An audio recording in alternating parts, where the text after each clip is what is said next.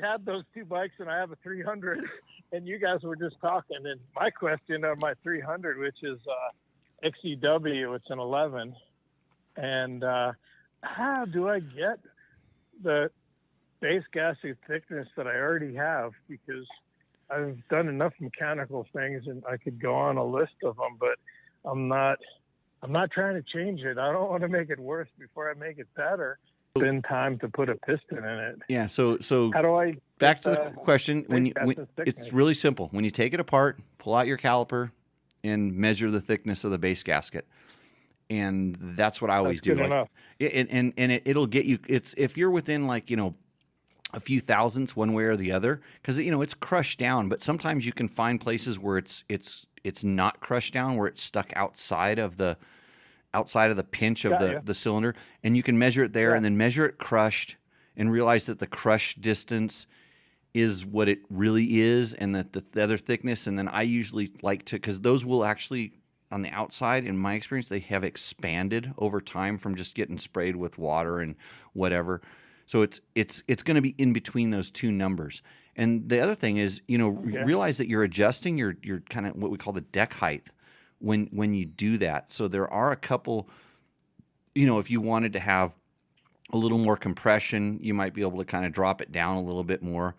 Yeah, I live in the Rocky Mountains. I'm between the ski area of Vail and Glenwood. And, we're running, it's not that often I'm at 12,000 plus, but, and you're at 8 all the time. I guess yeah, even when I'm awake. Right. Yeah. So at that altitude, if you're going to be up there that much, it doesn't hurt to give the bike a little bit of compression. It can wake it up. And my buddy Victor, like when I buy a.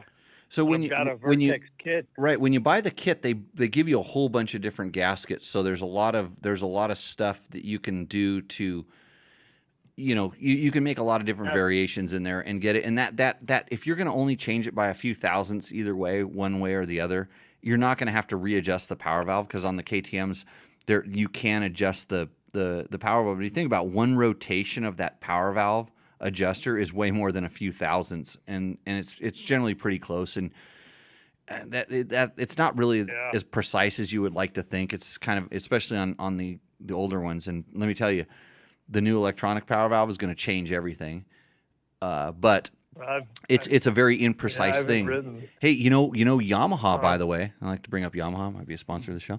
Yamaha, between the YZ Motocrosser and the YZ-X, one of the things they change is the ramp on the power valve to get it to open a little bit differently. And believe it or not, that does make a difference. So power valves are pretty critical, and we'll see this in the all I know in is the future.